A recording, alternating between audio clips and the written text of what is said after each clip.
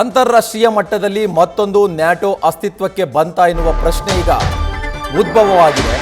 Saudi Arabia, Turkey, ಪಾಕಿಸ್ತಾನಗಳ ನಡುವೆ ಜಂಟಿ ರಕ್ಷಣಾ ಒಪ್ಪಂದ ಆಗಿದೆ ಎನ್ನುವ ಮಾಹಿತಿ ಲಭ್ಯವಾಗ್ತಾ ಇದೆ. ಒಂದು ದೇಶದ ಮೇಲೆ ದಾಳಿ ಆದರೆ 3 ದೇಶಗಳ ಮೇಲೆ ದಾಳಿ ಆದಂತೆ ಪರಿಗಣಿಸುವಂತಹ ಒಪ್ಪಂದ ಇದು. ಮೆಕ್ಕಾದಲ್ಲಿ ಸೌದಿ ಅರೇಬಿಯಾ, ಟರ್ಕಿ, ಪಾಕಿಸ್ತಾನ ದೇಶಗಳ ನಡುವೆ ರಕ್ಷಣಾ ಒಪ್ಪಂದಕ್ಕೆ ಸಹಿ ಹಾಕಲಾಗಿದೆ ಎನ್ನುವ ಮಾಹಿತಿ ಲಭ್ಯವಾಗ್ತಾ ಇದೆ. ಸೌದಿ ರಾಜ ಮೊಹಮ್ಮದ್ ಬಿನ್ ಸಲ್ಮಾನ್, ಟರ್ಕಿ ಅಧ್ಯಕ್ಷ ಎರ್ಡೋಗನ್, ಪಾಕಿಸ್ತಾನ ಪ್ರಧಾನಿ ಶಹಬಾಜ್ ಶರೀಫ್ ನ್ಯಾಟೋ ಒಪ್ಪಂದಕ್ಕೆ ಸಹಿಯನ್ನ ಹಾಕಿದ್ದಾರೆ ಎನ್ನುವ ಮಾಹಿತಿ ಲಭ್ಯವಾಗ್ತಾ ಇದೆ. ಒಂದು ಕಡೆ ಜಗತ್ತಲ್ಲಿ ಇರಾನ್, ಅಮೆರಿಕ, ಇಸ್ರೇಲ್ ನಡುವೆ ಯುದ್ಧ ನಡೀತಾ ಇದೆ. ಆ ಕಡೆ ರಷ್ಯಾ ಮತ್ತು ಉಕ್ರೇನ್ ನಡುವೆ ಯುದ್ಧ ನಡೀತಾ ಇದೆ. ಆರ್ಮೋಜ್ ಜಲಸಂಧಿಯ ಬಿಕ್ಕಟ್ಟು ಸೃಷ್ಟಿಯಾಗಿದೆ. ಮತ್ತೊಂದು ಕಡೆ ಯೆಮೆನ್ ಮೇಲೆ ಕೂಡ ಹೌತಿಗಳಿಂದ ದಾಳಿ ನಡೀತಾ ಇದೆ.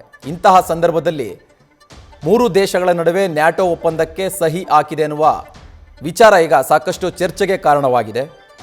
ಏನಿದು ನ್ಯಾಟೋ ಒಪ್ಪಂದ ಅಂತಂದರೆ, ಒಂದು ದೇಶದ ಮೇಲೆ ದಾಳಿ ನಡೆದ್ರೆ ಮತ್ತೆರಡು ದೇಶಗಳು, ಅಂದರೆ ಎಕ್ಸಾಂಪಲ್ ಈಗ ಸೌದಿ ಅರೇಬಿಯಾ ದೇಶದ ಮೇಲೆ ದಾಳಿ ನಡೆದ್ರೆ ಟರ್ಕಿ ಮತ್ತು ಪಾಕಿಸ್ತಾನ ದೇಶಗಳು ಕೂಡ ಇದನ್ನು ತಮ್ಮ ದೇಶದ ಮೇಲೆ ನಡೆದಿರುವಂತಹ ದಾಳಿ ಅಂತ ಪರಿಗಣಿಸಬೇಕು. ಹೀಗೆ 3 ದೇಶಗಳ ನಡುವೆ ಒಂದು ರೀತಿಯಾಗಿ ಜಂಟಿ ರಕ್ಷಣಾ ಒಪ್ಪಂದ ಇದಾಗಿರುತ್ತೆ.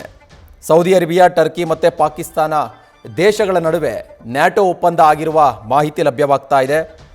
3 ದೇಶಗಳ ಮುಖ್ಯಸ್ಥರು ಈ ಒಪ್ಪಂದಕ್ಕೆ ಸಹಿಯನ್ನು ಹಾಕಿದ್ದಾರೆ. ಮೆಕ್ಕಾದಲ್ಲಿ ನಡೆದಿರುವಂತಹ ಒಪ್ಪಂದ ಇದು.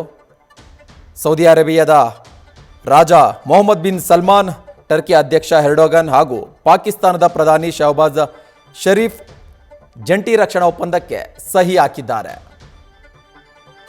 ಕೇವಲ ಸೇನೆಯ ನೆರವು ಮಾತ್ರ ಅಲ್ಲ, ಅಂದರೆ ಈಗ ಯಾವುದಾದ್ರೂ ದಾಳಿ ಆದಂಥ ಸಂದರ್ಭದಲ್ಲಿ ಕೇವಲ ಸೇನೆಯ ನೆರವು ಮಾತ್ರ ಅಲ್ಲ, ಆ ದೇಶಕ್ಕೆ ಅಗತ್ಯವಿರುವ ನೆರವನ್ನು ಕೂಡ ಉಳಿದ 2 ದೇಶಗಳು ಕೊಡಬೇಕಾಗುತ್ತೆ.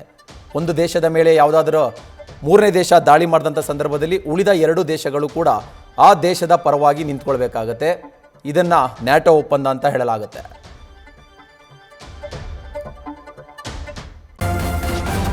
ನ್ಯೂಸ್ ಫಸ್ಟ್, ನಿರ್ಭೀತಿಯಿಂದ ನಿಮ್ಮ ಪರವಾಗಿ.